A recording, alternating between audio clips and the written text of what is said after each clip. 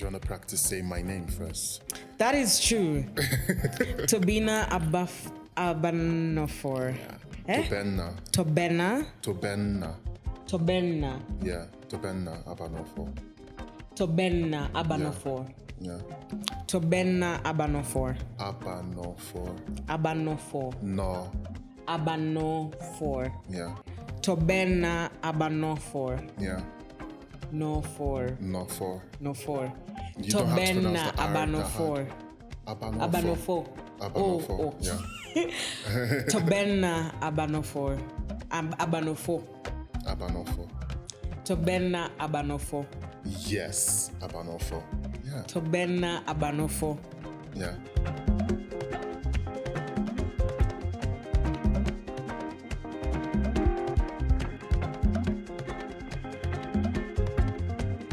Hello everyone, thank you so much for tuning into this week's episode of My Tech Story.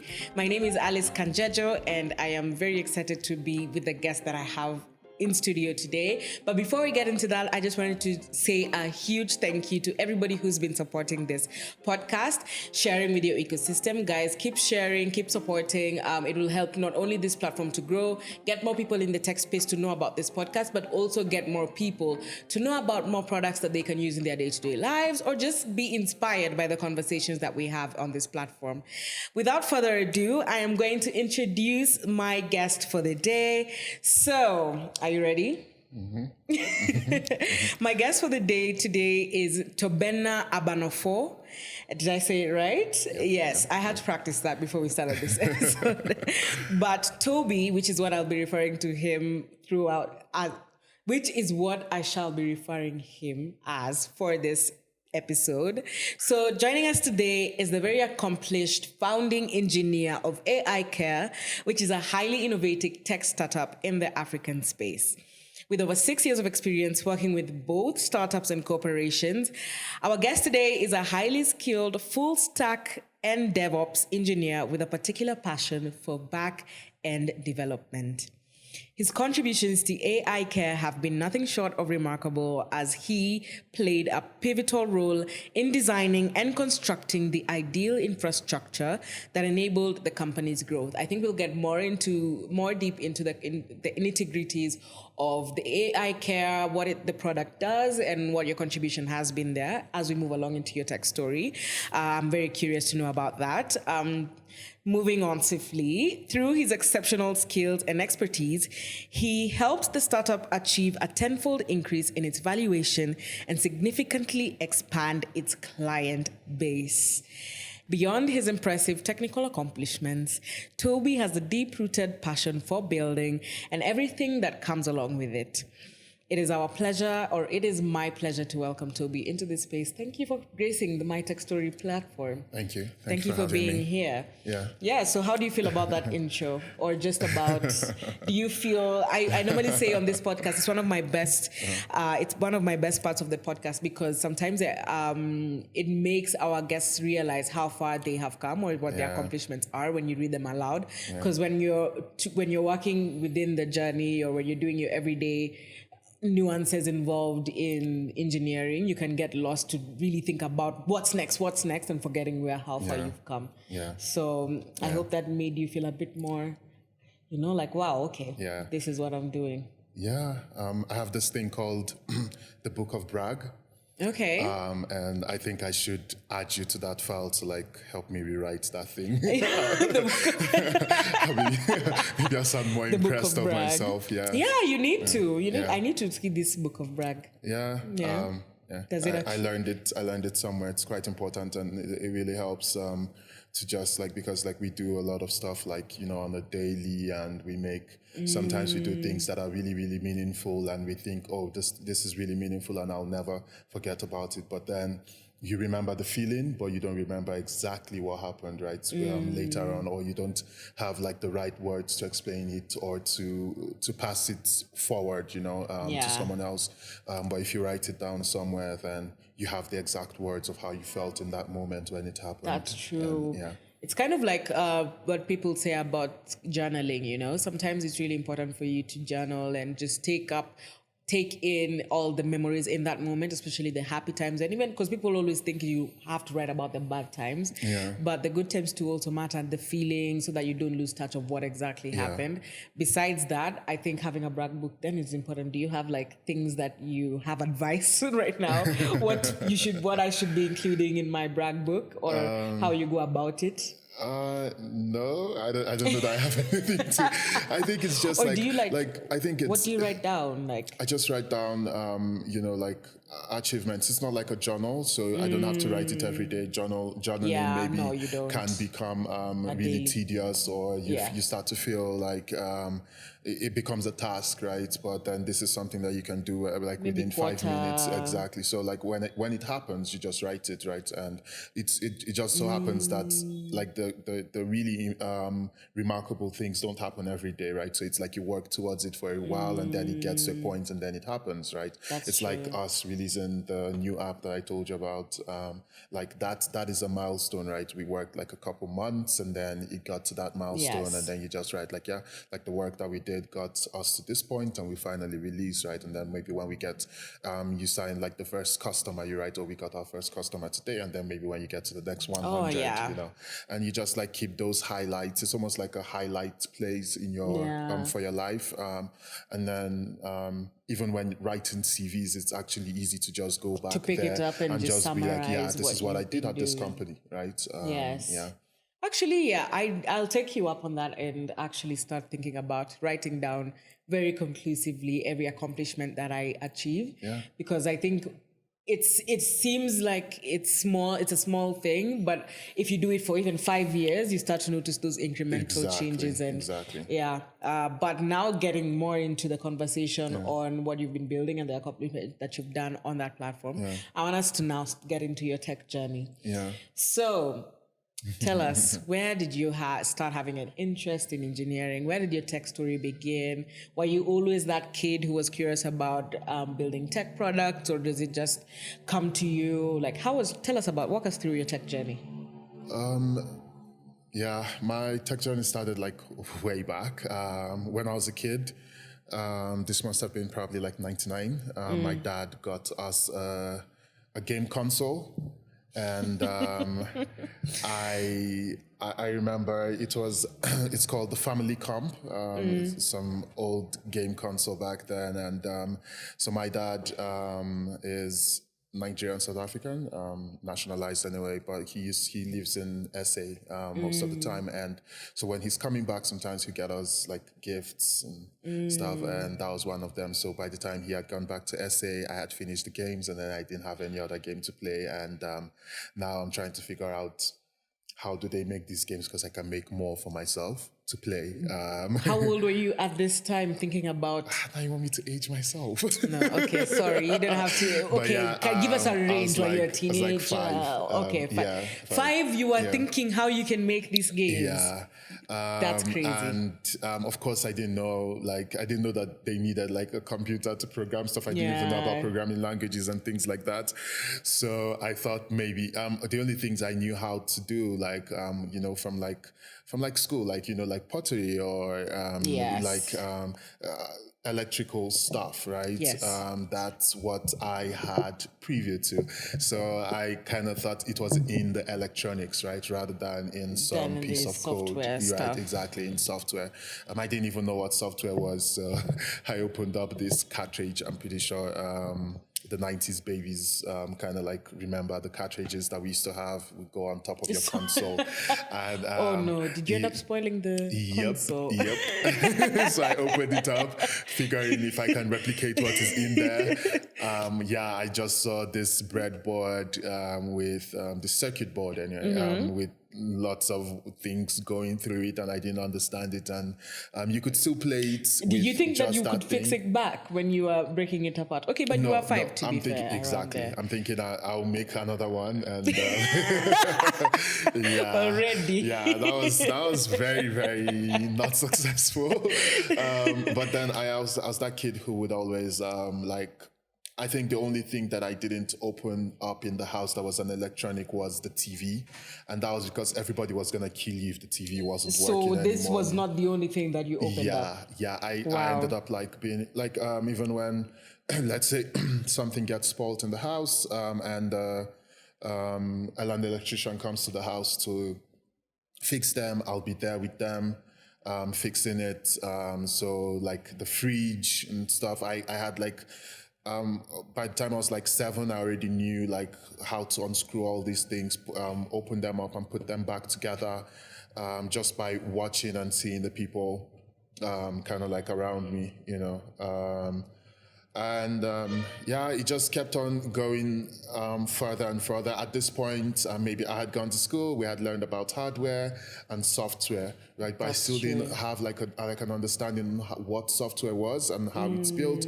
I just knew it wasn't like something that you could touch, and the hardware is the ones that you could touch. What? Because Come that's how to think of, sorry for interrupting you midway, but you know what? You've just opened like a box in my mind of thinking about when we were younger, we used to be told, this is hardware you can touch, you know, CPU, UPS, you know, and software was just something that you couldn't see, but it exists. Yes. But I really never, personally, I wasn't thinking like you opening things. I just kind of like put it at the back of my mind. Because I think the way they teach you in school, in at least African systems, or at least in my schooling experience, is for you to cram things. Yes. You just know software is not tangible and the hardware is non-tangible. So that's very interesting. But anyway, proceed with your... So all this while in my head, I still kept it that I'm going to learn how to make these games, right? Like I always knew. Like, did you get in trouble for opening up these things, by the way? My mom didn't care about the game, so if it's not working, it's not a problem. But like the DVD player, the radios, and all of that, those ones got me into trouble. And then there was even a time my mom had traveled, and I was left with my cousins who were like older in the house, and the power went out, and it turned out it was the circuit board in the house that had the issue. I got on this table, and with a knife I unscrewed the thing, I connected the wires. The fuse was broken, right? So I connected the wires myself, and like immediately you come into the house, you could know like this, it was an amateur that did this, right? But there's power in the house. But there's power. So immediately my mom came back, like that was the first thing she saw, and oh my God, she nearly lost it, because like this was actually live electricity, like proper. First of all, as a kid, your kid, you know how people baby-proof the house for kids not to touch like tables. Your baby-proof was hiding the DVD, the decoder. So that was a big one, but then like everybody in my house just knew I was gonna be an engineer, of some kind. They thought maybe electrical engineer.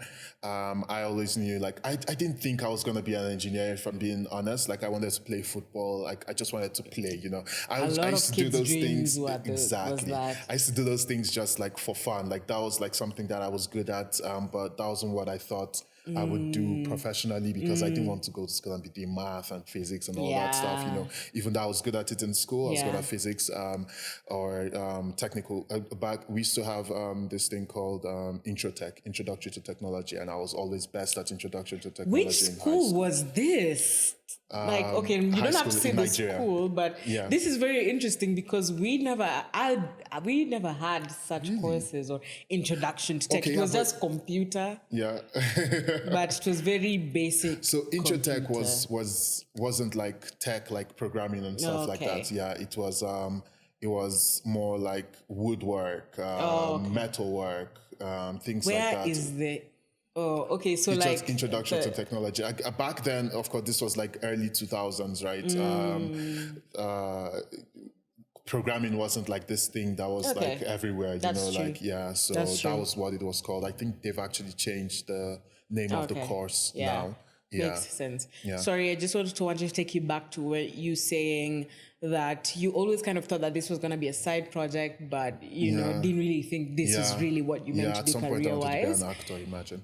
Actor, wow. You really were like, this tech thing, we're just doing it on the you've gone through it. I have. At some point, but I just wanted to relate it to my story, which I think if you've not heard already, you can go ahead and check out my story. It was the first episode, but just in different formats. So for me, my journey, I would say, was to get to now this, to become a podcaster or just marketing in tech in general, is that I always was the kid from the time I was born. Like in class, I'm probably the loudest. If there's a presentation, I'm making it. If we are in front of the crowd or we need someone to give a speech, if it's drama festival, I was there. I did spoken word for so long. At some point, I was always the voice of a lot of things. I was never... Confidence for me came very naturally. Confidence in terms of standing in front of a crowd of people. And I loved it. Like, but I started, like, I don't know, I was good in this social media stuff as well, but I never really thought that this is what I want to do. I wanted to be an architect. I wanted to, My parents were telling me to be an architect. Wow. It was one of those things that I said once when I was a kid and I held on to it so much, and I thought, surely journalism or like a podcaster or a little marketing is not where I'm going to be. But then come to realize that those things that you've just always been doing from a kid that you like overlook are the things that naturally relate to who you're supposed to be and who you are. Like the signs are always there, but sometimes you try and it just like, it's almost like a oxymoron about life. I don't know if oxymoron is the word, but it's funny because life is almost like similarly, like there are always signs you see from the beginning of who you are as a person that you don't really take seriously or you overlook until that moment comes and you actually really think about and ask yourself, who am I really? And it starts to make sense. It all starts to make sense. So I just wanted to interject and add on to that because I feel like that's very relatable. Yeah, it is. Yeah. Because and I think it's another, like I remember my mom had like issues with the whole like jumping from one career idea to another. She was like, when are you going to balance out? Like, so so footballer, actor. Yeah, because like and the problem is like when you're good at almost everything you get involved in, it's very, very easy for you to get dragged into different things, right? Like you can be good at something, but that's not what you're would meant make to you be a career. Exactly. It's not what will make you happy. It's not what you would do every day that you wake up, right? And so like there was the whole music phase to the guitar. Yeah. I feel like, I played guitar to be high school. Like, should I be a musician? The early, late, or is it almost like entering the 2010s, that stage of rock music and I was wanted to be a rock star. Exactly, I knew every song. I wanted to be a rock star, but but all this while I still had in the mind that I was going to learn how to make games. I didn't think it was going to be a career or anything, just I'm going to learn how to make games. And it was actually the rock career now that kind of like shifted me towards tech. Oh, right? The rock career. It was already a career now. You classic. Career. Quotes. Okay, sorry. Were you still in Nigeria at this time? Yes. So this was my mid-teens. Mid-teens, and we had like this rock band that we called So Lame.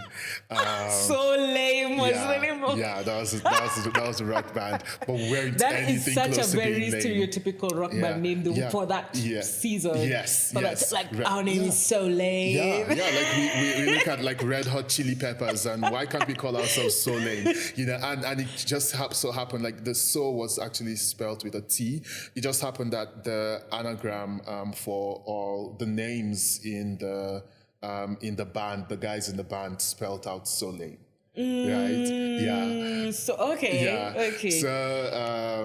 So it was like really cool, and then so we wanted to do like this. I wanted to have like a website, right? And I was like, you know what? I'm going to build it. I've never built a website before. I just know there is Google, and Google is gonna figure it out for me, So I started. Actually, before then, I had learned that you could save websites. You could like save the page and open it up in Notepad, right? And view the code. So what I'll do is I'll open it and then I'll like delete like a part of the code and reload the page and look for what changes, right? So basically that's how I was like trying to like understand what like coding was, or like, and of course everyone knows markup text is not really coding, Yeah. but that was my first That was foray your- into it, you know. And yeah, so I decided I'm gonna build the site. I started back then. You used Dreamweaver. Dreamweaver was this tool that had like also like UI, like almost like have you seen Wix? Yes. Right. So this was Wix before there was Wix, right? Okay. So Dreamweaver kind of like, but Dreamweaver wasn't like a web app. It's something you actually install on your computer, and it could actually translate stuff into HTML text, where you like actually like drag and drop stuff. And so I did the first web page. It was a single page. I was very, very proud of myself. I had no idea how to put it online. I probably needed to like be carrying my laptop around to show everybody the website. Yeah. Yeah. But you learned something, Yeah, you know? I did learn something, you know, and it was at that point that I was finishing high school. So I finished high school early. I finished high school at 16, and which was actually, anyway, let me not get into that story. But yeah, I finished high school. I was finishing high school back then, and of course now like the pressure to choose what you're going to study in uni is there on you, right? So we're And at writing this point, you want to do everything, you know? You want to be in Exactly. Soleil. Exactly. I want to do rock music. I want to rap, you know, like I'm performing everywhere that I get the opportunity, you know. Wow. And yeah, it was, yeah. I'm just thinking back to those days. I was like, what the fuck was I doing? But yeah, but it was good, and it just like led me towards this path of okay. Also, my parents finding out like I was best in visual arts in my graduating class. I was also really good at technical drawing, so my parents were like, okay, these two add up to architecture. Right, so this boy If you is put gonna two and two together, exactly architect. Yeah. That's such an African way of thinking. Yeah. This and this, architect. Yeah. So they're like, good, like he's already done physics. It's making sense. Yeah, the architecture is where he lies, you know. And I'm like, and honestly, I probably would have been up for studying architecture. Yeah. But just because my parents chose it for me, I was like, you're not choosing my course for me. You're not choosing my career for me. And I was just like against it just because I actually enjoyed it, right? I enjoyed drawing. It came so naturally to me. I never had to like work hard for it. Like I remember most of my classmates would like stay up all night doing their drawings, right? And then I'll wake up in the middle of the night while they're doing their drawing. I'll get up, I'll do mine because we have to submit it in the morning. I'll do mine in like 30 minutes, right? I'll just walk around, look at theirs, I go back, I do mine. You get your ideas. I close it up while they're still on theirs. I close mine up, I go to sleep, and I won't be higher than them, but I'll be very, very close, right? And for me, honestly, like throughout high school, I didn't care if all I wanted to do was not fail, right? So as long as I was doing well, that's what we were conditioned to. Yeah. You know? So all I wanted to do was not fail, right? So as long as I was doing like reasonably well in class, I didn't care. My class was was actually rated the best class in the entire state, right? So even if you have like all B's, you could be like mid of the class, right? Like So I was just like, you know what? As long as we're all performing well, it's okay. And so because of my stubbornness to not do architecture, I found out you could actually study computer science in uni. And I was like, sign me up, you know. My dad was like, is this lucrative? You know, back then, like this whole big news of like startups cashing out all over hadn't like come, right? It was just Mark Zuckerberg at the time, right? Yes. He was the famous tech story, right? And that was just one person. It wasn't like it was spread out all over. So this was 2010. Even Facebook was coming into Africa, just like coming into Africa like properly back then. So they were like really worried that I was choosing Naturally, computer science. computer science. But That's the thing about tech. Okay, right now at least you can see the vision, but you really had to be very futuristic for you to see. oh, Okay, I remember the first day he sent me an article of, I think it was Evans Spiegel, right? The guy for no, is it Evan Spiegel? The guy for Snapchat, when Snapchat was worth like 3 billion or something. My dad sent me the article. He was like, "There's money in this thing." They really need to know where is the money lying. They just, but it's all from love, just want to make sure that you're okay. It is, of course. Yeah. So now you've decided you're doing computer science in uni. Was this in Lagos that you were going to do? No. Computer science? So I was born in Lagos, but I grew up I lived like the first 4 years of my life in Lagos when I was a kid, and then we moved up north. Not up north. We moved north of Nigeria to Jos. Plateau State. So I grew up in Plateau State. Look at me just assuming everybody that I know from Nigeria lives in Lagos. Yeah, and I'm from Anambra State. State. You guys need to know the name of that state. So I grew up, and I always knew I wasn't going to go to school in Nigeria, like uni in Nigeria. I was actually supposed to go, I wanted to go to high school even in SA. But then my dad conned me. He kept on telling me, "You're gonna come next year. You're gonna come next year," till I finished high school. That's the typical, again, very typical African parent behavior. So by the time I finished high school, then he was like, and I got an admission to a university in Cyprus, and then he was like, "I don't like that place. Come to South Africa." And I'm like, you know what? I'm not going to South Africa. Just because you said no, now we're going to Cyprus. Yeah, so stubborn, man. I was stubborn. You were such a stubborn kid. So I ended up in Cyprus studying computer information systems. I did that for around 3 years, living in Cyprus, and that was when I actually got into. So I remember computer information systems like MIS here. Yes. So you do business courses and computer science courses. So it's kind of evened out. So the first few semesters, you're first year actually, you barely do any computer courses. You just do business courses. And I just wanted to write code, right? I didn't care about the business courses. I would do well in them. For some reason, I got so good at school after high school. It was ridiculous. I don't know how it happened, but somehow it happened. You were just naturally smart. So I did really well with them, but I knew I wanted to do computer courses. And then after the first semester, I didn't see a computer course. Of course, every other student will probably go and look at the catalog and be like, "Oh, this is when we start the computer courses," right? I wasn't even I didn't care enough to go check all of that. I just beginning of the semester, they tell us the courses we're doing. I'm cool, I'll go to class, I'll do well, and then I leave, right? Never studied anything.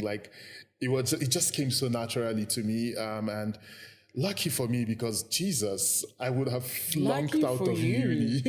Yeah, I would have flunked out of uni. It seems you were just mostly vibes, but thank goodness you were passing the exams. I honestly was just mostly vibes, but I just knew I was waiting for the computer course. Sorry, before we get any further into this conversation, at this point, what is Toby thinking his career is going to be, or are we still not thinking about that? Is this now making the decision that I think I wanna build code and become an engineer? Yeah, so I knew I wanted to be an engineer, but I also knew I didn't want to really, I wanted to do startups. I wasn't thinking dreaming about Google and stuff like that. I always knew I wanted to build a product of my own, so, and I was thinking, so I'm looking, and then I checked, right, go online, that part I was good at, right? I did the research and stuff like that. I always thought about okay, so I remember growing up, we had this, I don't know if it was I don't know. There's this thing where we just like want to know who is the richest person in the world. I don't know. I don't know if it's everyone. Yeah, you know. Honestly, I didn't have that, but Really? the videographer behind the camera is really agreeing with So me. I remember even before the internet came, like when I was probably like 6, 7, I would ask like adults, you know, like who's the richest person in the world, you know, and they're like, why do you want to know? I'm like, I want to know, you know, I need to know where I'm planning my life towards, you know. And I'll see like videos of Michael Jackson. I hear he was like 9 when he started music. I'm like, okay, cool.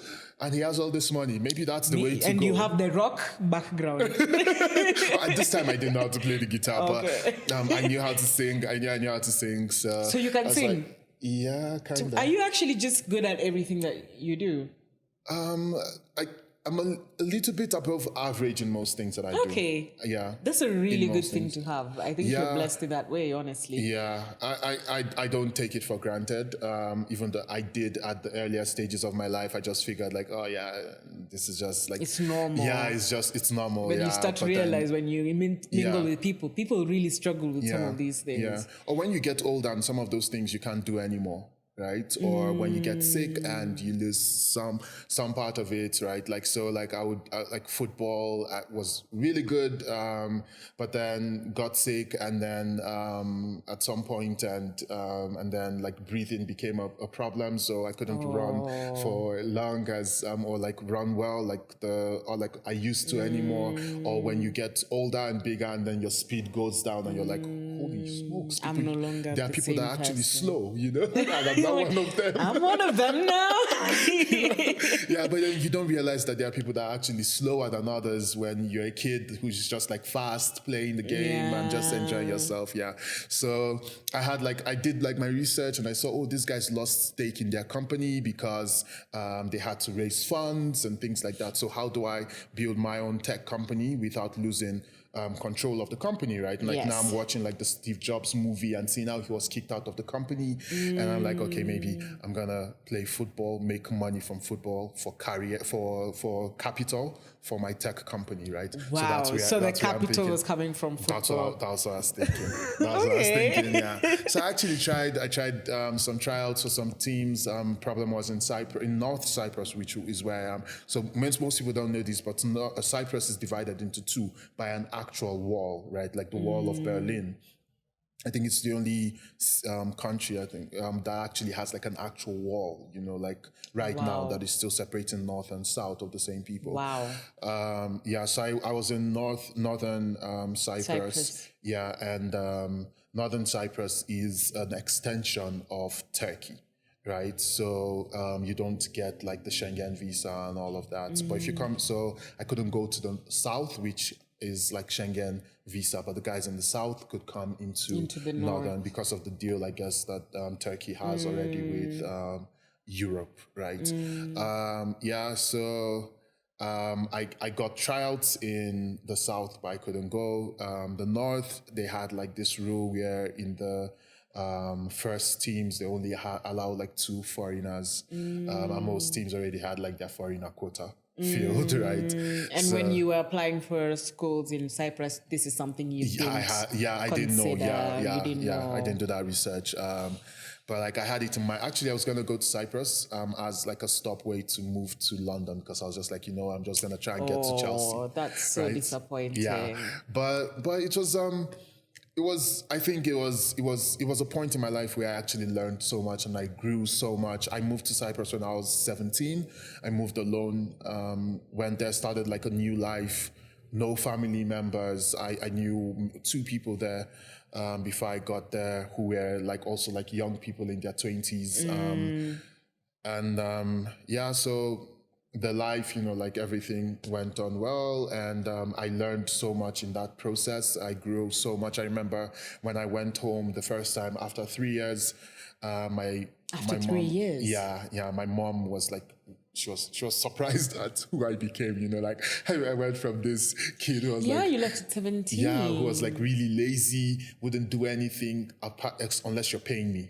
From when I was a kid, like unless you're paying me, I wouldn't do house chores, I wouldn't do nothing, you know, like my parents had so much issues with that. Now I was the one going around making sure that the doors were locked at night and all of that. So yeah. that was where my career, I wrote my first lines of actual code in C in 2013, and I just never turned back since then. Yeah. Yes. Okay, that's very interesting to see the journey from you now being a footballer, which I think you soon realized this is not gonna come to a reality. Yeah. And then now fully accepting that this tech thing is where you want to be and where you want to start building building products. Yeah. So now when you got your first opportunity work-wise into the tech space or to building your first product, or okay, not your first product, because I'm sure by the time you got the job you already had built a couple of things. I had built a number of products. Yeah. You know, how many, I mean, walk us through that journey of getting to now your first job and maybe the realizations you made to get to now, like, maybe this is not what I want to do. You know, did you end up moving countries to pursue some job opportunities, or did you realize that I want to keep building my own product? And then how did you get into this company that you work for right now as, you know, the lead engineer? Yeah. My story is very long, so I'm not going to go into like the nitty-gritties of everything that happened. Then you can give us some tidbits. Yeah, so I ended up in Kenya as a result of the current regime, the outgoing regime in Nigeria right now. I was actually going to move to Canada. I decided to go to Canada, start school again, afresh. Undergrad? Yes, still another undergrad. So you did 2 undergrads? So I didn't finish the one in Cyprus. Okay. Yeah, I've actually been thinking maybe I should just finish because I left in the 3rd year. But anyway, I wanted to move to Canada because I felt like Cyprus was really slow. For me, there weren't like, I didn't see a lot of future staying in Cyprus, you know. So I wanted to go to Canada, and so my dad agreed. He paid for my flight. I went home, and then he gave me money to go to Canada. And start afresh. Yeah, that's crazy. Yeah, but I wasn't even worried about that. Yeah. Like I wasn't worried. Like I knew what the goal was. You know, like I always knew what the goal was. You know, Okay. At that point, like I just knew what the goal was. It was to get into Canada. You know, like try to build startups, do school on the side. Honestly, School was the side piece. And just like try to build startups. So I applied, applied at the embassy. I got my admission, everything. And then now the mistake I made was I put the money in Naira. And then one day we just, someday in the afternoon, mid 2016, Naira got devalued by a ridiculous amount, right? I think it was around like 300% or something. Wow. That was it. I just didn't have enough money to go to school anymore. Wow. Yeah. So I thought like, where's the quickest place where's like the next place I could go to? And it just happened to be on the news. They're talking about M-Pesa and how like the technology is like revolutionizing fintech in East Africa, and I saw like the budding fintech, the budding tech community in Kenya, and I thought, you know what? Why not just move to Nairobi? You know what I like about this story is that you just make decisions that based on like one small detail. And you're like, I think this is okay. Maybe not just one small detail, but you're able. You know, it takes a lot for someone to. So for most people, for some people, to decide to live where they've built their life or where they've built connections and just uproot it and move somewhere else. But for you, it almost felt like, I'm making this decision and I'm going with it, and let's go. Let's move to this different country. Let's start a new life somewhere different. Yeah. And I know you didn't want to we don't want to get too much into it, but you know, what was that moment you realized that you can't proceed with school? Or, I mean, did you realize that I also can't stay in Canada now that I'm not going to have the student visa? What was that feeling? What was that process? Did you just automatically say, okay, what's the next plan? Or was there a moment where you were confused, like, what is it that I'm doing now? Like, everything's not going as I expected it to. You went to Cyprus to be a footballer, to get funding for this didn't work out as you planned, so you thought the next best move was to move to Canada. Then all this is happening in Canada. Like, I feel like that was also a lot to go through for someone who started at 17 and then now you're early 20s, but all this is happening in your life, which is a lot compared to what normal regular people around that age are experiencing. So how did you navigate that process? And did you use it as fuel, or what was it like? It's an interesting question. I don't know. I think I went through so much in Cyprus that it just made making these decisions like really easy. Like, they felt like they were the easy part of life, right? If things don't work here, let's move on, right? Yeah, like, let's get it, I just had that mentality, There's this thing my people say, they say that where there is life, right, there is hope, right? And it's this thing that they always tell us, like, as kids, but I took it very, very personally, right? It's this thing, like, that's what they tell you, like, when they, when they give you, like, those, I don't know if it's, like, cultural bits on, like, okay, like, why, like, in our culture, like, suicide is not, like, a thing, is because where there's life, there is hope, right? And my mom has this story that she would tell us as kids, bedtime story kind of thing, about this guy who was going to kill himself, and this is like, she's saying this in our language, right? Because, like, these are stories that have been passed down through generations, right? And it's this guy who had gone to hang himself, and he climbs up the tree, and when he's about to hang himself, he hears a cry from down, right? And it's this person who is a cripple and can barely walk and has to stay under that tree all the time for people to bring them food, that is crying, and he sings a song. He goes, okay, let me not sing it. You have a voice. You have a good voice. But it goes, look at me. It goes, the man climbing the tree. Let me just translate. It's like the man climbing the tree, or the big man climbing the tree. Look at me and please don't fall on me. Right. When my parents gave birth to me, they gave birth to me a cripple, and they left me in the forest to die. Right. And it's like this. And the moral of the story is, like, this person who was born a cripple and was left out in the forest to die is not trying to, like, they don't want to die. They don't want to die. They don't want to die. And you, who is like an able-bodied person, has climbed the tree to commit suicide. And because of that, the cry of that person, he came down and he didn't commit suicide. And that story, like, just rung in a different way. So everything that went on in Cyprus, everything that I went through, it just got me to, like, as long as I'm alive, like, there's always hope, and it's just like, what's the next thing? Like, what's the next option? Like, you're not going to sit down and wallow in whatever is going on right now. You're going to find the next thing to do, and you're going to just, like, keep chasing life. I know this is veering a bit off into the tech story, but with regards to what you say, do you think that in some ways that mentality, in as much as it's good, can also, there's this common saying that, men are emotionless, or, you keep the ball rolling, but a lot is eating you up inside. True. So do you feel that enables the narrative of, keep pushing, don't look back, keep moving, but not really address how you're feeling internally, and potentially have, mental health issues these days are a big thing, and I mean, the where is life, there is always hope philosophy, I completely 100% agree with it. I think it's a good thing to have to keep you going, but also I'm looking at both sides of the coin, the balance.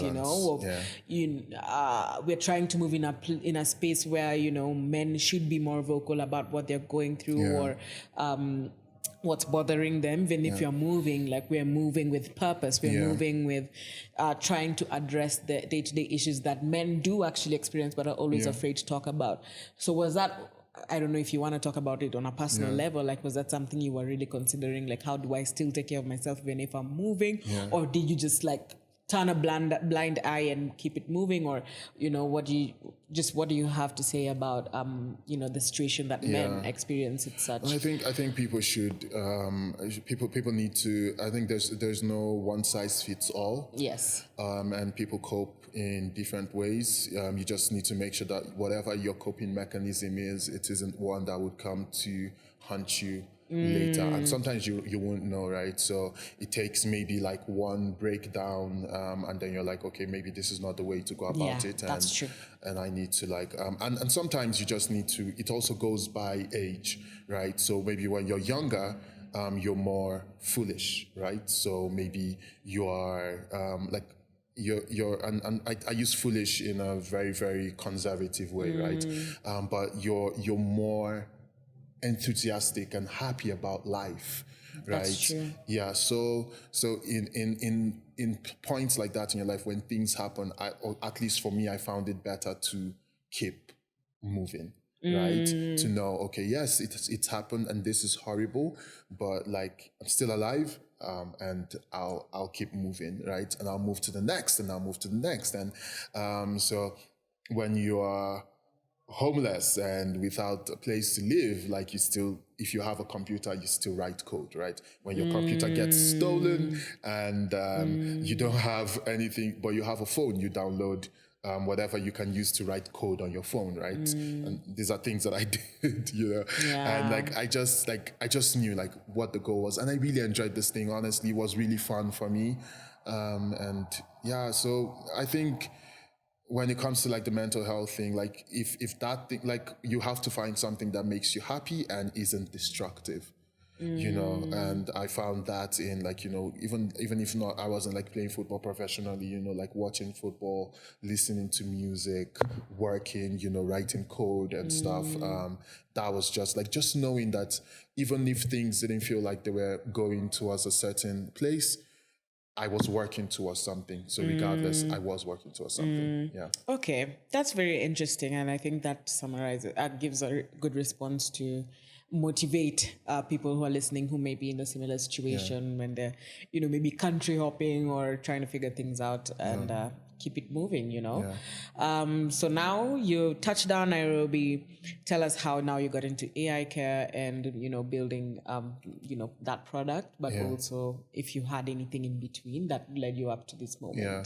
So AiCare was, AiCare happened as a result of so when I came to Nairobi, I was already like building the idea for another startup that I had, from home, because I actually came to Nairobi from Nigeria. So like I got to the airport, like had all the normal issues that Nigerians have at the airport with the border security guys, people trying to extort you for money, police officers, and all that stuff. If you're listening to this podcast and thinking of coming to Nairobi based on some of it, just know some they're bad eggs. There are bad eggs. Yeah, but honestly, I think even you go to any African country, maybe. I don't know. Yeah, because Nigeria is worse, right? I'm not gonna lie. Yeah, it's probably worse but yeah. I think Nigeria is just different in a way that if you're a foreigner, they would do it in like kind of like a nice way, right? They try to get money out of you by like sweet talking you. Kenya is more of a hostile kind of like takeover, when it comes to trying to get money out of you as a foreigner, especially when they can smell that you're new. Yeah. But anyway, I get to the airport. It's really late. The only contact I have in Kenya is not picking their call, so I stay at the airport from like 11 p.m. to like 8 a.m. the next day. And I just sat at a Java there. I was coding. This was 2017. In the morning, I tried to find a hotel to just go rest my head, and that's when they were calling me. So I ended up having to, so I went to Daystar, and I ended up having to find my way to Daystar, like just my phone, the maps. I left my things in the hotel, and I just like put it on the maps. I asked around. I couldn't take Uber because the cab guy who I used in Nigeria, the last Uber I used, put that he didn't state that I paid him his money. I guess God. exactly. So Uber thought I owed them money. I'm like, I'm way too stubborn to pay you guys twice, right? So I'm like, I'm gonna figure my way around Nairobi. Yeah. So I went to Railways for the first time, and I'm like, what country have I come to? Well, that being one of your first stops is not ideal. CBD being your first stop is not ideal, you know. So I get to Railways, I'm like, God, where is this? And then I tell them I'm going to Athi River. They put me on a bus. The bus starts taking me to Kitangela. And I'm looking on the map. I'm like, okay, this is not where the map is telling me, right? So I have to come down. I take a bike. I don't know if you've been to Daystar, right? So when you get to Devki, you have to go through. If you're going through Devki, you have to go through Mavoko, right? Like this like desertificated area or something. And this guy is taking me. There's like trees here. I can't see civilization. I'm like, oh my God, I'm being kidnapped, you know. But I'm looking at the map and it's telling me like Daystar is often. I'm like, okay, what school has this girl told me to apply to? Like this, because it wasn't even the Nairobi. This was at the River campus, you know. Yeah. Because that was the only way there was computer science. And then I get there and then I see the gate. I'm like, wow, that's the gate I actually saw online. These guys didn't take pictures of the surrounding. They didn't tell us the truth. They show you what they want you to see. So I went there, and then I'm close. If you're leaving and you're going through the other road now, like you see like zebras, wild beasts. I'm like, wow, like I've come to school in the conservatory, you know. And this is like my first time seeing a zebra in my entire life, right? No way. Yeah. I'm like, wow. So I actually like take pictures and I send home. I'm like, yo, guys, look at what is right next to my school. And I went to Daystar. At some point, I ended up like having to like pay my way through Daystar myself. After like the first year, my parents kind of like just checked out. I literally called them. I was like, yo, I don't have money. I don't like, No. Nah, you figure it out, That man. is so you. So my dad tried to help like from time to time, you know, but then I had to find a way. Of course, I don't have a job. Work permits cost a lot in Kenya for internationals. For people who don't know, it's around $2,000 a year. And you have to pay for 2 years, and then you also have to pay for the agency. So everything comes out around like $6,000 to get the work permit. And of course, where am I getting $6,000 from, right? At that point, so I'm like, this is not happening. So I had to find a way to get money. So a lot of freelance on Fiverr, also trying to... Oh, so were you getting opportunities on Fiverr? Yeah, so I had a friend who had like a really good Fiverr account, and he would always get reached out to by people who are trying to hire, and so he passed the jobs to me when he got ones that maybe he was too busy and stuff. So from there I started gaining some experience on Fiverr, and even getting reviews, right? I still have 5-star reviews on congratulations. Fiverr. Yeah. I tried Fiverr, or it does not work for that much lucratively in the marketing. Yeah. I think even for tech, like you need to have like a really good account, and you have to... Yeah, you have to build... Yeah, also if you have people who started very early, right, who already have like high ratings, it's good to talk to them, and then they refer you to clients. Okay. Yes. Okay, that makes sense. Yeah, okay. So that's how I got Fiverr. And then, so Daystar, I tried some other startups. I did some hackathons, trying to get like funding and things like that. All of that, like, will go burst, I'll go to the next startup. To get burst, I'll go to the next startup. And I remember going to... So I just tried my best to like get, like some money, right? Because I had to pay rent, I had to buy food, I had to do school. So I just tried to get all of that rolling. And the school needed someone. So by this time I had applied actually first I was teaching students in school, so Wow. I offered to help teach introduction to computer science, which was C programming, right? Introduction to C actually.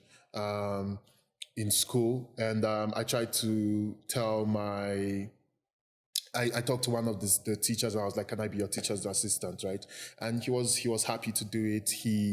And I started teaching, and some people saw like pictures or like videos of me teaching, and they're like, "Well, you should try applying for the Google Developer Students Program." Oh, right? okay. So I applied. I didn't know it was like a big thing. I didn't even know it was like a global. It's a thing. Google thing. Yeah, I didn't know. I just thought it was gonna be one of those things where they just send you like PDFs or something like to help teach, I'm not thinking it's actually a thing, and then I got in one of like 100 students who were picked across universities in Africa. Wow.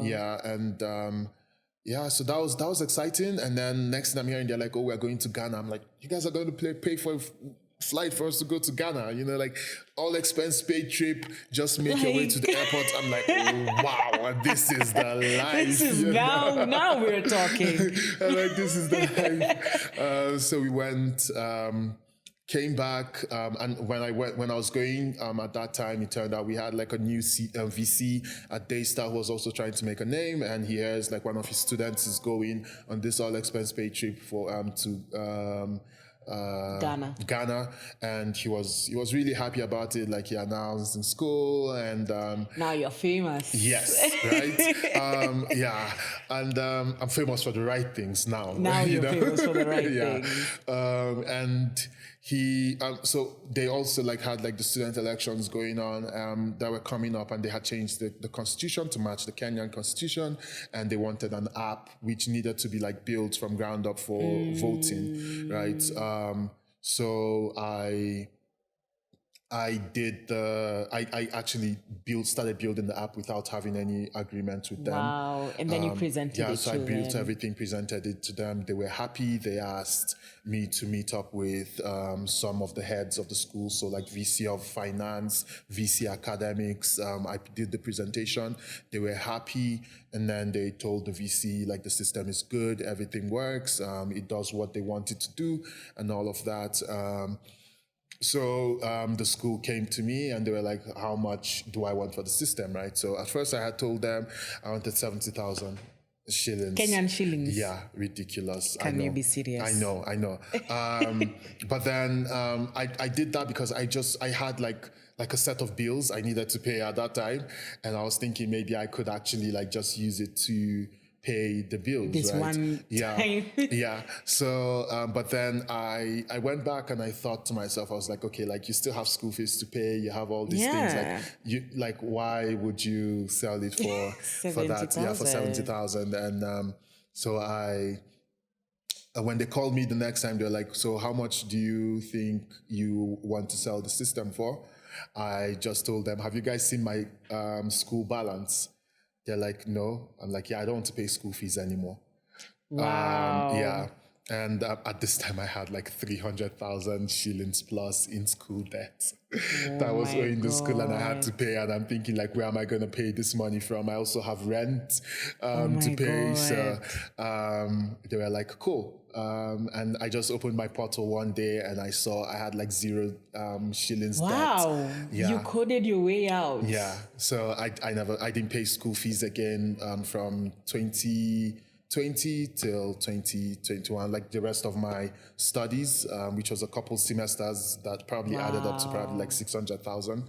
I ended up not paying anything, and even my graduation fee was handled by the school. Oh my God. And then they just gave me more work to do and then so now I'm coming to the end of school, and my uncle is hitting me up. He's like, you're almost done with school, you should come to the States, right? Let's plan for how you're gonna come to the States. I was really happy about the idea, but then I'm still doing like freelance, like lots of freelance, right? Like I'm doing at least 3 freelance jobs at a time to make money. And then now I'm actually having like more money than most students would have, right? Still being a student.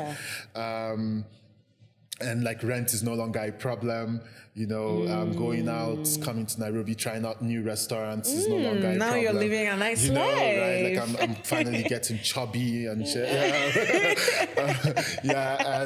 It was like kind of like good. I'm sending money home to like my siblings, and so when I got the call, so I got the call asking me if I would want to talk to some guys. They're looking for a founding engineer.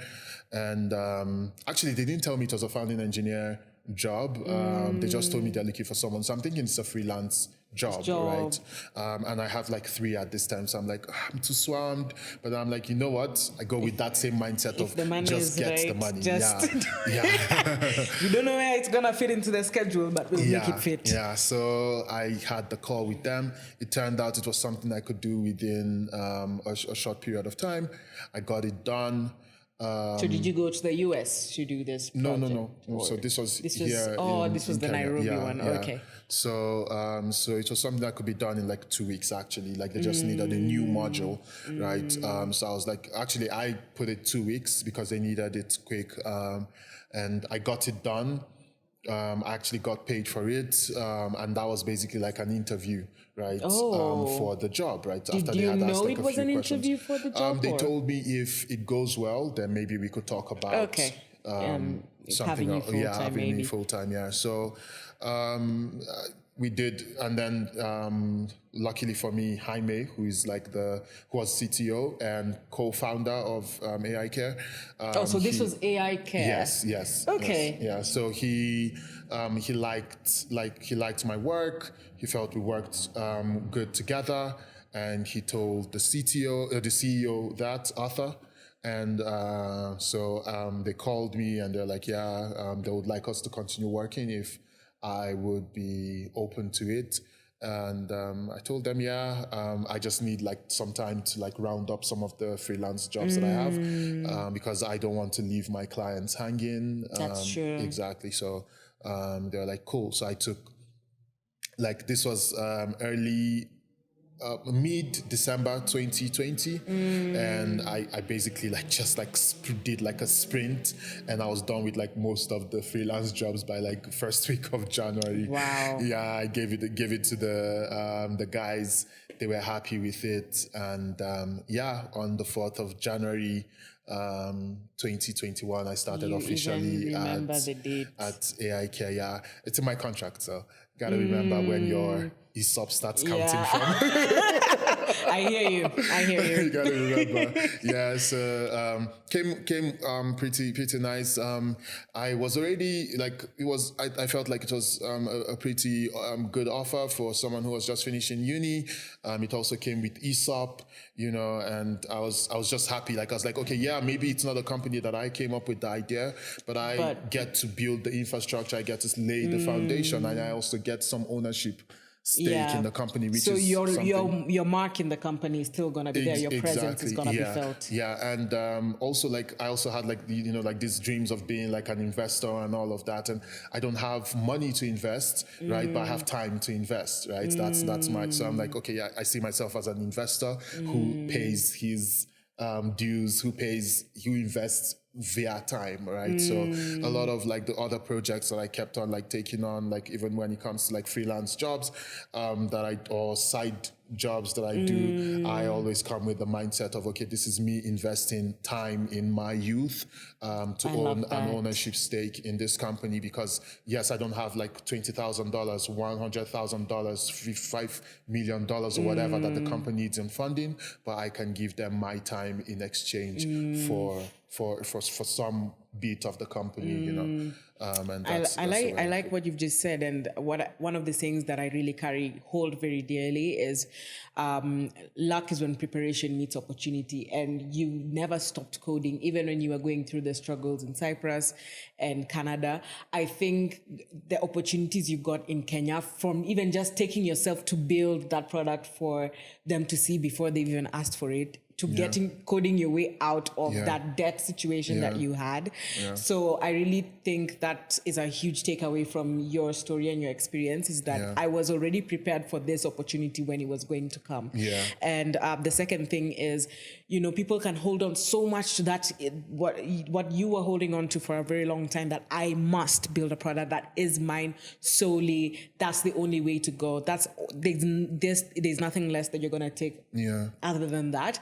But also realizing that, okay, you can modify that thinking to still something that is going to work in your benefit and still holds that your philosophies or your standings, basically. Because you have to think, like, is it me wanting to, is it really like my core? Like my core is to build. Exactly. Right? And is it ego to want to build out your ideas only, right? And must it be you who started the company? Exactly. Right. I think you really need to confront your ego at that time to really know that maybe this is not yet the time for me to build what I want to build. But your impact, again, like you said, investing in your time, your youth, to get the financial opportunities and doors it was going to open for you, but also you know, get you to where you want to be, to where you are today, to get you to where you want to become eventually.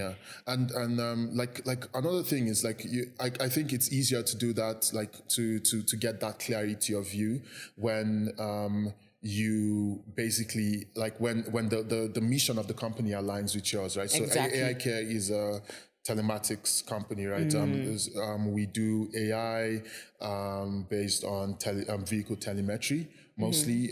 So like insurance. So basically we see ourselves as an insurtech and smart mobility company, right? But one thing that, like, when I was told about the idea for the company and all of that, I found different bits and pieces of different startups that I had tried to build in the past, you know, like an experiences that I have, right? So building they still stuff. fed into Exactly. So it was like, yes, I'm not building. I built this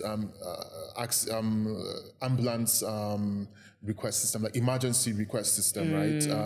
And it didn't go out on to be what I wanted it to be, even though it worked and everything. However, AiCare is incorporating this in a different way, right? So if someone gets an accident, we automatically call an ambulance to give them information about where you are and all of that. Give them, if you've given us like your personal information, we can also relay, and permission to relay to them. We can relay to them, and they, you know, like, come and rescue you. So like that gets that part out. That built an asset management system, right? So like the vehicle management system came in from that side, right? The only thing I hadn't built is like an actual insurance system. Right? I've always been interested in IoT, right? So, and we have this IoT device that passes data to us, and we crunch that data, right? I had interest in ML and machine learning and AI, and you know, and then there's also this bit of, okay, what do we do with this data, and how do we interpret this data? How do we create the driving scores that we create for insurers or whatever?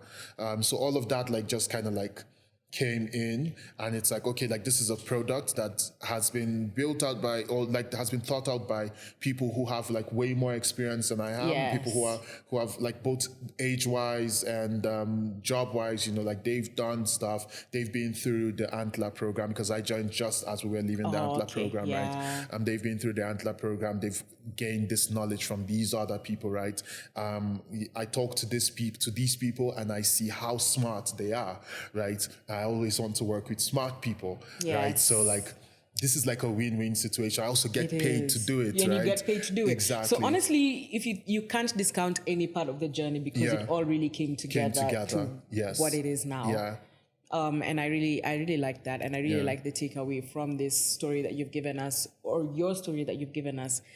I'm feeling very inspired, honestly, to hear how you just said fuck it and just went, even when it felt like, me, I don't know if I would have had the strength with some of the things that I could only imagine in your journey experience, before things now started looking up in the Daystar side of things. But it also just comes to show that, you really just need to work your way to get to where you really want to some be. people get honestly. it. Some people fall. I think it looks very, very easy from when you're looking from outside and when you're not in there and you don't see.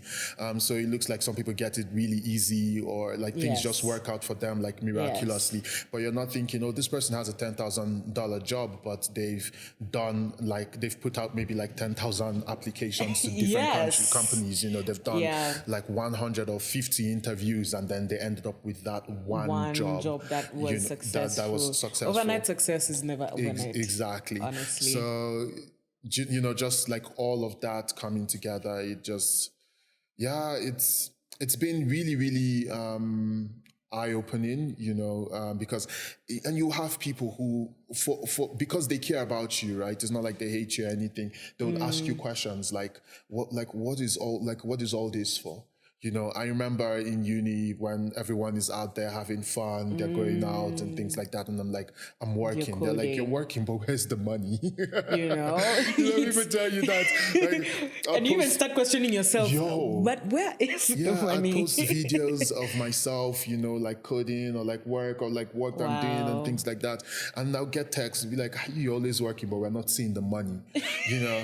And I just keep on telling them like, it's coming. And, you know, like, and then those same people, when like, even though you're not where you want to be yet, but like you're getting closer to that goal, when they see that, it's like, oh wow, like, so now it's making sense. It's making sense. And one of them actually told me, so they have a job, but they don't have a nice job, and things are not looking like the way that they thought it was going to look after uni, right? So they just went to school, got really good grades, and they felt like that was going to be enough to get them like the jobs that they want or the jobs that they need. It's never like that. Yeah, and they told me, they actually told me, and they said that they wish they put in the effort, like to learn things and actually get there and actually start working before before they finish. And I always tell uni students this, I'm like, start applying for jobs like in your last year before you finish uni.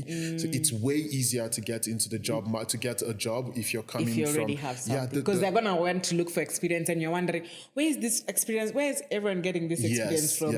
People who are getting jobs. And if you apply while you're a university student, right, rather than after you're done with uni, what I find is that companies are more willing to listen to you, because they already know this person is coming to learn. They're not looking for a certain kind of experience. But once you have that certificate, now they're expecting experience. I don't know why it's like that. You're right. But they because like I remember like in uni applying to Google, like, going through the entire process and getting to the very last process, right? To the point where the point where when you don't get it, they actually have to call you and tell you, this is why you're not getting it. Like it gets like, I went through around like 7 different steps of like different types of interviews, right? For the Google job, right? Till the last point. And then when you don't get it, they call you. They're like, okay, you did really well, but then maybe like there was just like one question and we have like 1,000 other applicants, right? You even like people pass. It's always something. Yeah, because you pass Google completely and they keep you like in a waiting list to get into the company sometimes, right? So, but if you start doing that now while you're done with uni, then you get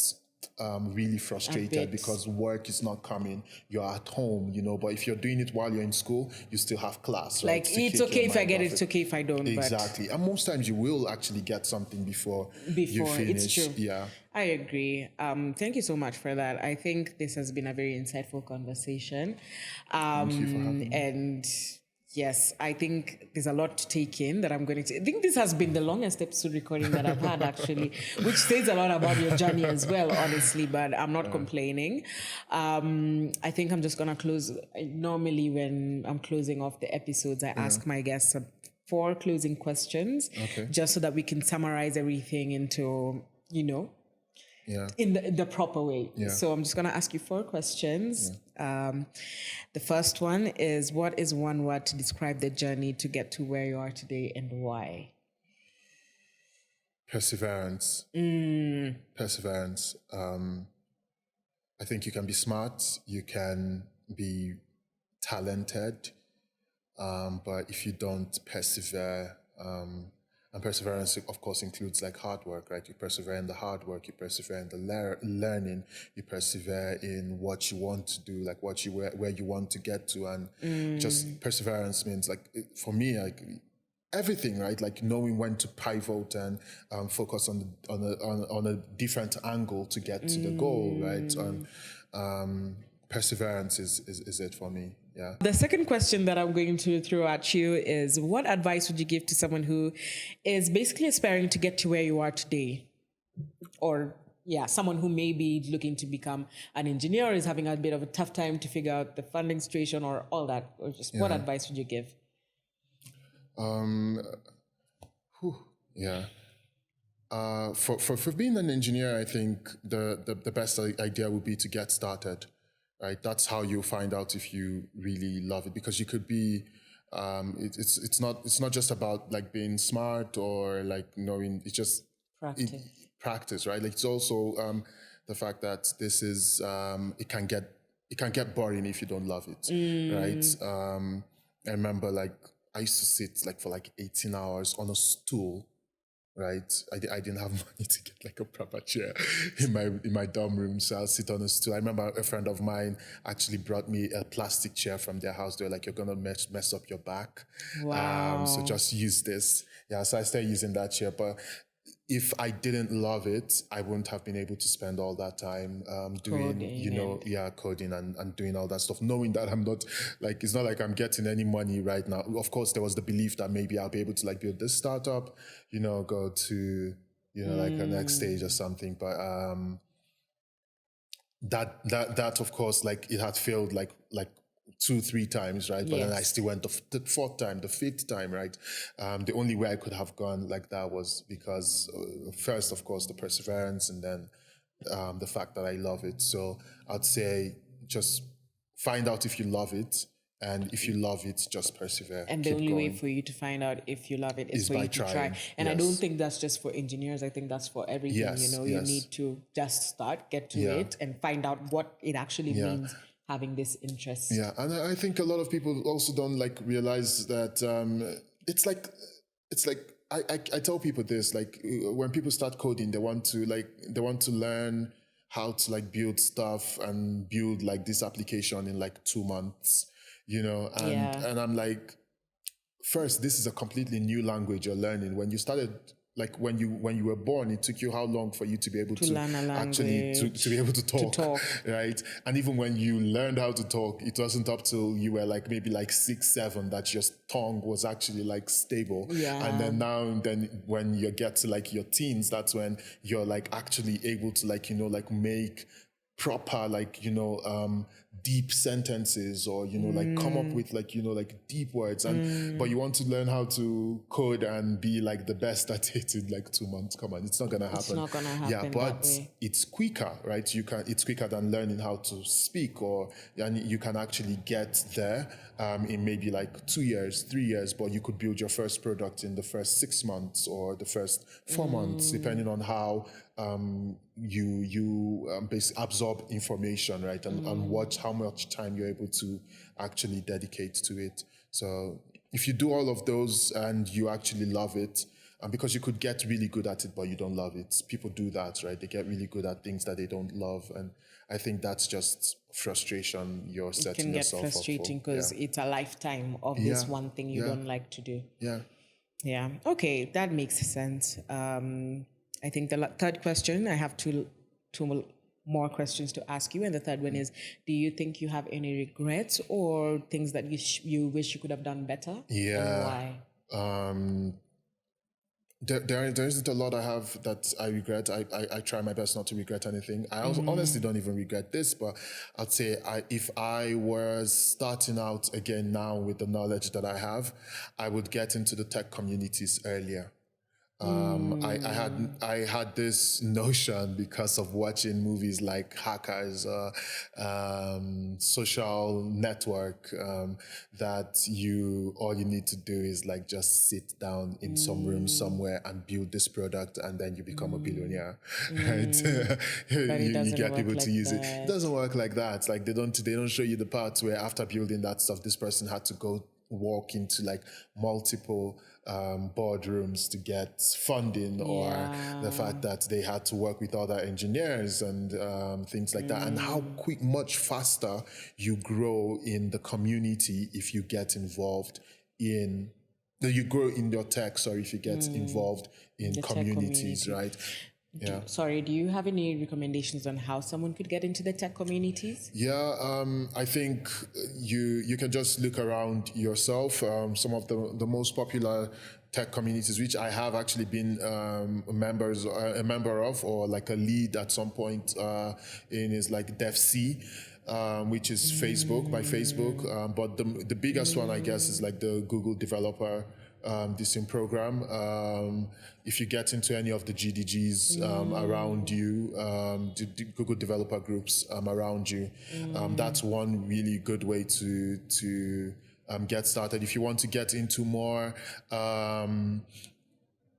fixed, like if you let's say you're interested in security, right? You could look at Africa Hackon, or maybe if you're maybe a lady who is like getting into tech and you'll be more comfortable around women in tech, right? You want to do women tech makers or she hacks, right? For security, and I know like there's this whole thing around, let's all be one, let's not separate women into one place and all of that. But we should also understand that some people need a certain environment to grow, and these environments are important for these women, especially ones who don't feel comfortable because maybe something that's happened in their past or whatever. It's really important that they have these communities. And She Hacks, Africa Hackon, they do a really, really decent good job. I was a mentor and a tutor on She Codes, which is a startup. It's also a tech community startup by Ada Oyam, who's a friend of mine in Nigeria, and it's all across Africa right now with Can they be a guest on my thousands podcast? of users. Could they be a guest on my podcast? Yeah, I could link you guys up. Just like me, sounds like a very good initiative. And they have like over like thousands of people of students and people who have actually shown that you can actually do this. So there are people from there who have ended up at really big companies, like Fortune 500 companies, and this thing is just a few years old, and it just shows you like the work that these tech communities do, right? Wow. So get into the tech communities. I'm taking that as well. I'm taking that advice to get more into the tech communities. Yeah. Okay. Yeah. We're going to close off the episode with this. So give us a powerful parting shot, or just something that you feel would round up your conversation or your tech story the best way possible. Wow, that's a hard one. What can I think of? Something like what? It could be a quote. It could be another piece of advice. Anything you want it to be. How do you want to close off your episode? Yeah. I guess if I go by my story and what I actually have experienced in like what I've experienced and what I feel like I am more able to speak on is that like no matter what is going on in your life, and I know people say this and it sounds like a tad bit like, it sounds like this, cliche, that thing that people say, but like no matter what is going on in your life, like just keep going. And this doesn't mean that you, of course, like you don't take care of your mental health and all of that. But as difficult as it may seem, right, just keep going, because the light at the end of the tunnel isn't always something that you'd see, right? It's light, you should see it, but sometimes it's until it's right in front of your face here that you finally see it. Because if I could just add to that, even like with AiCare, right? The person who introduced me to AiCare, he actually got to know about me through an interview for another company that I did. I did an interview for APA. I passed. I did everything well. They had an offer, but they had the issue with the work permit, right? This was like the third time it was happening with the work permit thing, where I have been told, come, they're like, bring contracts, let's sign, and they're like, wait, how are you in Kenya? I'm like, on a student visa. So you can't work. I'm like, unless I get the work permits. Okay. Most companies don't want to pay 600,000 plus shillings, to get you the work permit, right? So even in the disappointment of not getting that job, I got something even better. Yes. Right. Or even in the disappointment of not getting that job, you even got something better. So sometimes again, this is something that people say, and it sounds like a cliche, but when, like, even in disappointment, there is a silver lining, right? Right. Like you find that thing, like something happens that just takes you, and until it happens, you don't see why. So I just live life these days when I maybe try something out, or they say put out a request for proposal for something, and I put out the request and I don't get it or whatever, like, as long as I know that I put in my best effort, right? So I guess that's what I would say, right? Put in your best effort. As long as I know I put in my best effort, it's always, I just feel at peace even when it doesn't work Even if it doesn't work out, because again, there's always something positive to take away. Even if it didn't work out, you gained the experience, you met the people that you met. There's always something to take away from those experiences.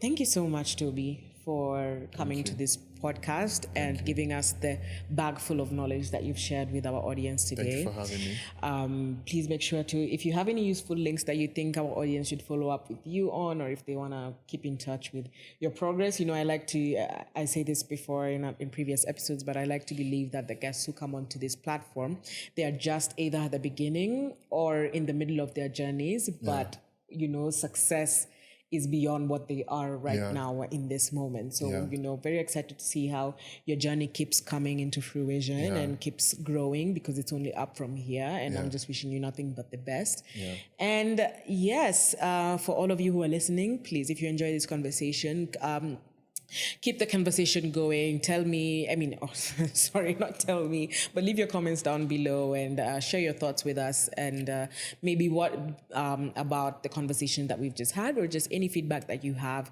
as well as subscribing. It's free from wherever you're listening from, whether that's the podcast listening platforms. And if you're listening on Spotify or Apple Podcasts, make sure you also check out the YouTube for visuals, because we also post the episodes on there. Share, tell a friend, and wow, these conversations are the reason why I started this podcast in the first place. So thank you. Thank you. Let me say something. Yes. I have seen, like, a lot of people, like, grow from, from, like, being maybe pseudo celebrities, or from a very, very, like, low place to, or maybe not low, but like an ordinary place to somewhere that actually means something.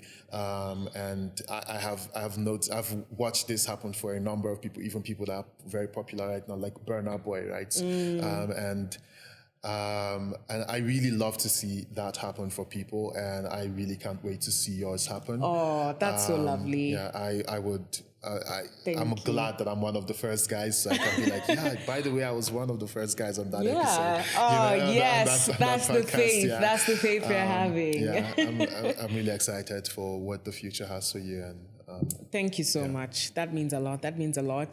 This is the beginning of my journey. Well, not the beginning, honestly, but it's somewhere, and we're hoping that it's nothing short of success from here. And thank you again for deciding to come, even without, when the season comes out, maybe you may or may not know, we have been pre-recording episodes before they even come out. So the guests haven't even seen this podcast, don't know any idea. Okay, you got some leakage of one episode. Yeah. Funny enough, you're the only guest who have sent leakage. Thank you. I hope people are just saying yes off of the idea. But yes, always a pleasure to have my guests, especially for this first season. I have extra appreciation for them because you guys have decided to still come in, believing in the vision and just taking it along with me. So I truly appreciate that. And yes, make sure you tune in next week for a new episode, which is obviously going to be an exciting one. My name is Alice Kanjejo. I have been your lovely host, and I shall see you in the next one.